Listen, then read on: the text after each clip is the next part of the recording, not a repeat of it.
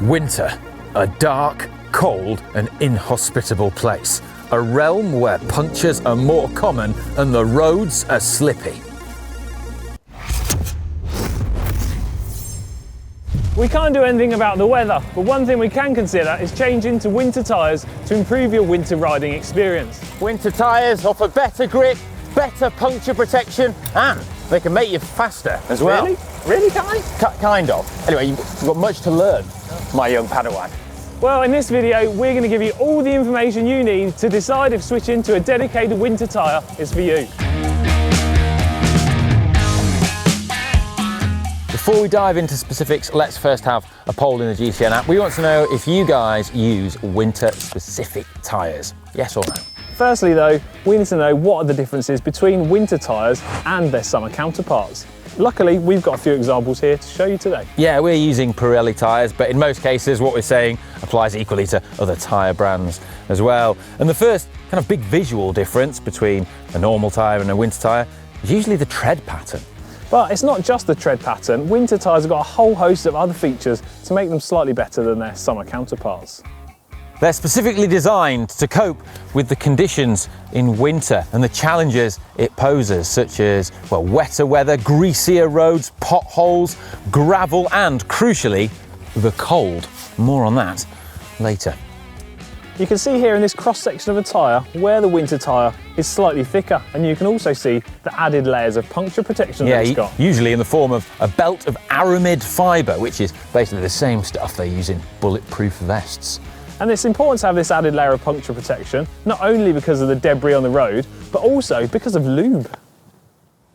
I think you lube. Yeah. Seriously though, water on the winter roads acts as a bit of a lubricant and will actually help objects and things penetrate the tyre and cause you punctures. I still think you've got a problem.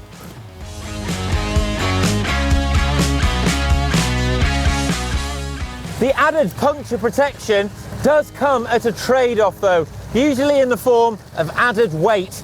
But a winter version of me is also slightly heavier too. Yeah, good point. Yeah.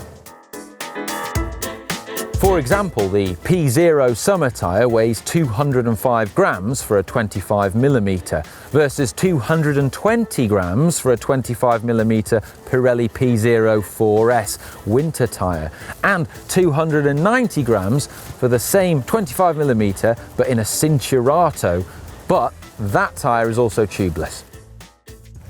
So as you can see, the weight differences are pretty small, and even when you're riding up a steep climb, it's very hard to actually perceive and feel that difference. That said, it does have a slight impact, and for that reason, I probably wouldn't choose to use heavier winter tyres on my hill climb racing bike, but it is only a tiny difference. But what does make a far bigger difference is the rolling resistance. Yeah. Rolling resistance is the friction generated between the tyre and the road surface, and several different factors affect it. Most notably is the tyre structure itself, with thicker tyres being a little bit slower than their thinner counterparts. Another thing to consider is also the tyre compound itself. Yeah, now different compounds exhibit different levels of grip and rolling resistance. So, for example, softer compounds are often grippier, whereas harder compounds are often faster. But this is the crucial thing. The grip and speed or rolling resistance of a given compound is dependent upon temperature. To help you understand what I mean, it's time for a science example.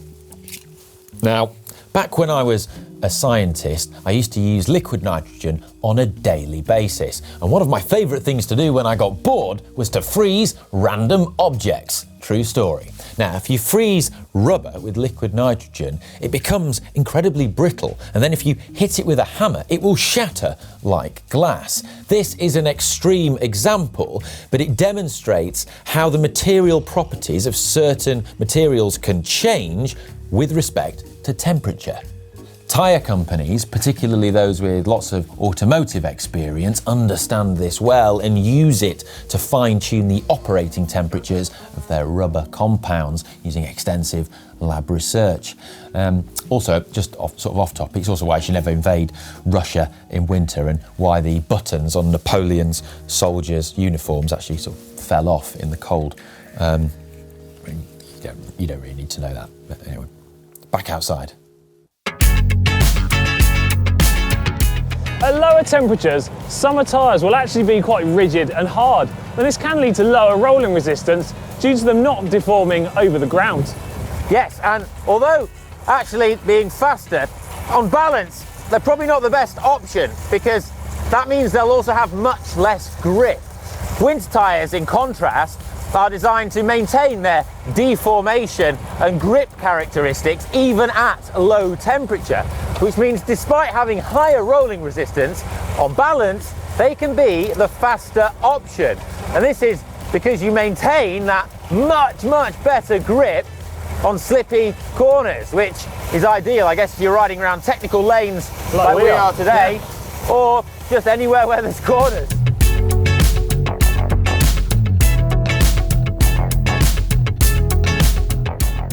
Tread patterns, what are they for? Are they for shedding water? Well, they do help with that, but they also serve another crucial purpose. See, the tread pattern helps the tyre deflect, and that deflection of the rubber, the footprint of the tyre, helps improve grip, but also the movement of the tread back and forth actually generates energy in the form of heat. Warmer tyres quite simply work better, they grip better, and whilst this isn't quite as crucial on a bike as it would be on a Formula 1 car, it's still something to consider. Yes, it does make a difference.